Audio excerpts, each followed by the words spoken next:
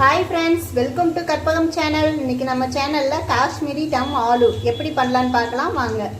திருப்பி உருளைக்கிழங்கு எடுத்து 2 விசில் விட்டு வச்சுருக்குங்க. 2 விசில் விட்டு தோல் உரிச்சு வச்சுருக்கேன். இதில் போக் ஸ்பூனில் இந்த மாதிரி குத்திக்கிங்க. இந்த மாதிரி குத்தணுங்க. நான் எல்லாமே இந்த மாதிரி பண்ணி குத்தி வச்சுருக்கேன். இப்போ இதை நம்ம எண்ணெயில் பொரிச்சுக்கலாங்க. எண்ணெய் காஞ்சிருச்சுங்க. இப்போ நம்ம உருளைக்கிழங்கை போட்டுக்கலாம்.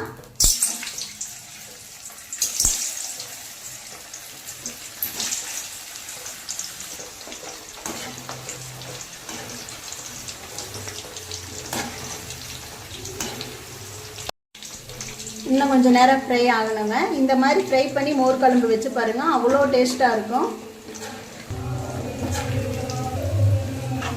இப்போ உருளைக்கிழங்கு எடுத்துக்கலாங்க. இந்த அளவுக்கு ஃப்ரை பண்ணால் போதுங்க. நம்ம நார்மலாக மோர் குழம்பு வச்சுருப்போம், வெண்டைக்காய் வெள்ளரிக்காய்லாம் போட்டு. இந்த மாதிரி ஒருக்கா ட்ரை பண்ணி பாருங்கள், டேஸ்ட்டு நல்லா இருக்குங்க.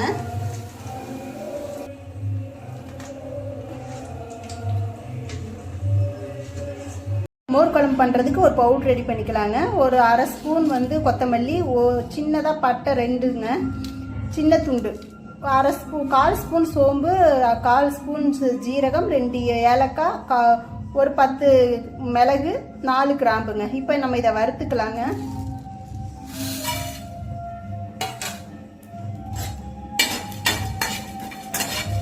சிம்மில் வச்சு வறுக்கணுங்க.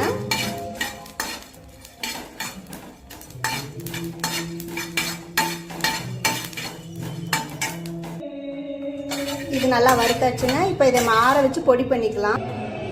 நல்லா கெட்டி தயிர் எடுத்து வச்சுருக்கேங்க. இது இப்போ நம்ம சிலிப்பிக்கலாம். கொஞ்சம் உப்பு போட்டுக்கலாங்க.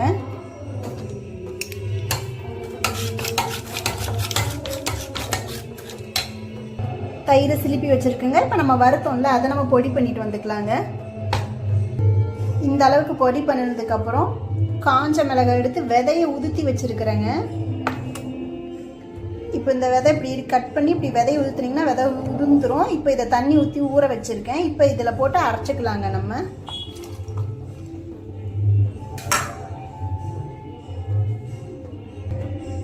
இந்த மாதிரி பேஸ்ட் பண்ணியாச்சுங்க. இப்போ இது இதில் போட்டுக்கலாங்க. இப்போ இந்த பேஸ்ட்டை மிக்ஸ் பண்ணிக்கலாங்க. இப்போ மோர் ரெடி ஆயிடுச்சுங்க. இப்போ நம்ம அதை தாளிக்கலாங்க. 1 ஸ்பூன் ஆயில் விட்டுருக்குங்க. ஆயில் காஞ்சிடுச்சு. இப்போ இதில் 1/4 ஸ்பூன் மிளகாத்தூள், 1/4 ஸ்பூன் மஞ்சத்தூள், பெருங்காயத்தூள்,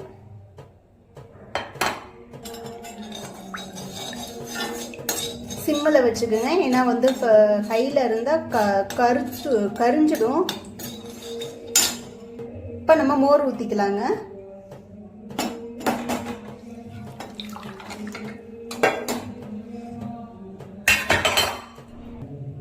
ரொம்ப தண்ணி விடக்கூடாதுங்க. அந்த பாத்திரத்தை கழுவி கொஞ்சமாக தண்ணி, உப்பு காரம்லாம் இந்த டைம்லேயே பார்த்துக்கலாம்.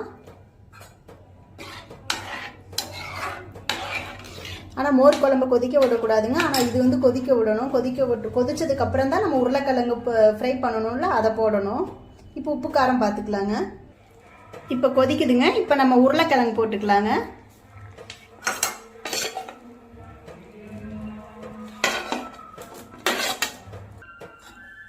உருளைக்கிழங்கு போட்டாச்சுங்க. இதில் கொஞ்சம் மல்லி இலை தூவிக்கலாம்.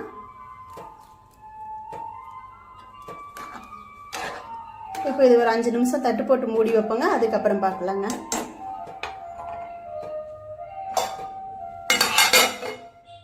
நம்ம மோர் குழம்பு எப்படி இருக்குன்னு பார்க்கலாங்க.